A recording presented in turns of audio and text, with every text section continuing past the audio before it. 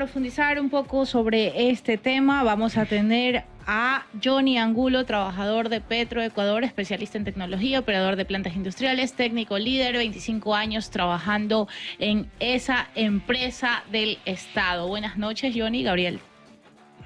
Buenas noches, hola, Gaby, señor Angulo. Buenas noches. Hola, buenas noches. Un gusto saludarlos y gustoso de estar en este espacio informativo donde solamente se quiere comunicar la verdad. Muy bien, hay esta situación de comité de trabajadores de Petroecuador, pues ha llegado hasta la asamblea y dos importantes miembros del Parlamento se han manifestado en contra o cuestionan al titular de este organismo, porque supuestamente habría algún proceso irregular en su nombramiento. Pero él ha manifestado que no es así. ¿Cuál es la realidad de este nombramiento y por qué se cuestiona al señor Martínez? Verá, esto tiene una historia desde que inició desde el año 2021, donde se llamó a elecciones por parte del señor Jorge Ceballos, que en ese momento era el secretario general. Por el mes de mayo de ese mismo año se realizan unas elecciones promocionadas por el presidente de aquel tribunal electoral, el señor Carlos Hama.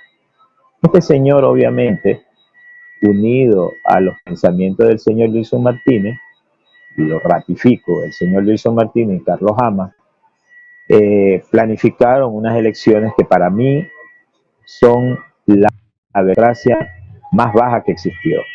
¿Por qué?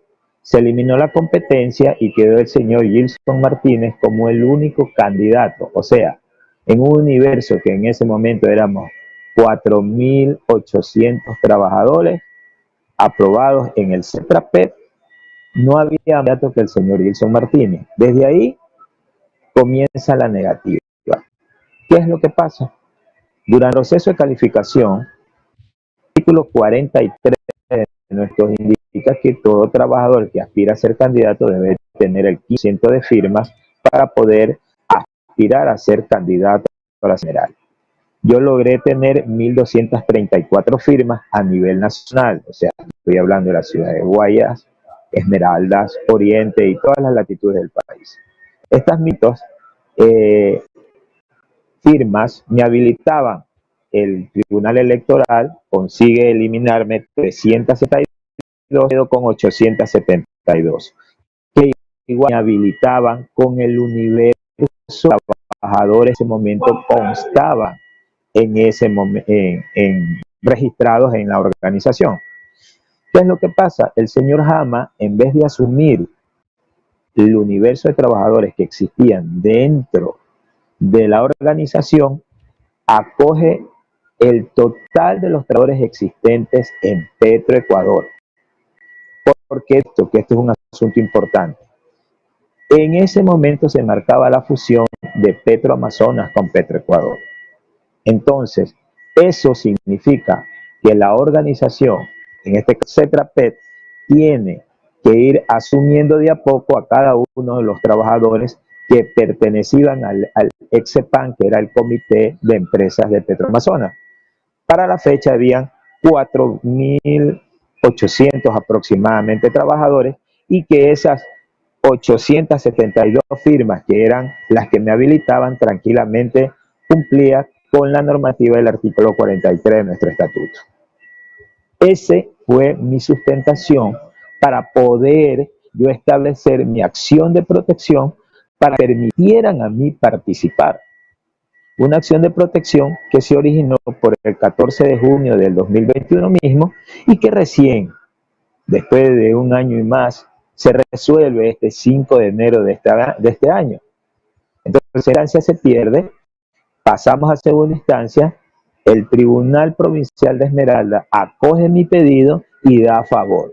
¿Esto qué significa? Sabiendo que el señor Ceballos ya había estado 2 periodos y algo prorrogado, pero no tenía más que retrotraer lo accionado en esa acción administrativa del tribunal y dar la administración al señor Ceballos, que tiene la obligación de llamar a elecciones para que se elijan de los trabajadores que se postule para ser secretario general de la organización. Esa fue mi manifestación de rechazo a la elección del señor Gilson Martínez. ¿Qué dice el dictamen de segunda instancia con respecto a la elección? ¿Menciona que se realice una nueva elección o no? Exactamente, el dictamen indica que lo actuado por el Tribunal Electoral de la época, liderado por el señor licenciado Carlos Hama, que en ese momento era el presidente del Tribunal Electoral del CETRAPET, no tiene, se lo elimina y solicita retrotraer lo actuado hasta que el señor Ceballos realice las elecciones en 6 meses. Eso en términos generales dice la resolución. Y ahora, más allá de eso, ¿cuál es el incumplimiento que existiría por parte del Ministerio de Trabajo para no cumplir esta? ¿Cuál es el reclamo que tienen contra el ministro Donoso? Ya, el reclamo contra el ministro Donoso es claro. Una resolución de última instancia por un juzgado constitucional, sabiendo que estamos en un Estado de Derecho, Donoso tiene que sencillamente ejecutar, quitándole la certificación de dirigente al señor Gilson Martínez y adaptarlo al señor Jorge Ceballos como dirigente para que cumpla con la sentencia de que él en 6 meses llama a elecciones. Es lo único que se está diciendo en la sentencia, porque considera que la actuación del Tribunal Electoral de la época, esa acción administrativa, a unas elecciones turbulentas donde no se la voluntad de los trabajadores. Muy bien. Y ahora, ¿y qué les ha dicho el ministro? ¿Les ha comunicado algo o...? Nosotros como trabajadores en ningún momento nos ha comunicado nada. Es más, nosotros como trabajadores, o yo como el que persigo, el que impuso la acción de PRON, estamos esperando que se cumpla lo que en derecho procede. Ya el señor ministro debería fue emitida el 5 de enero del 23.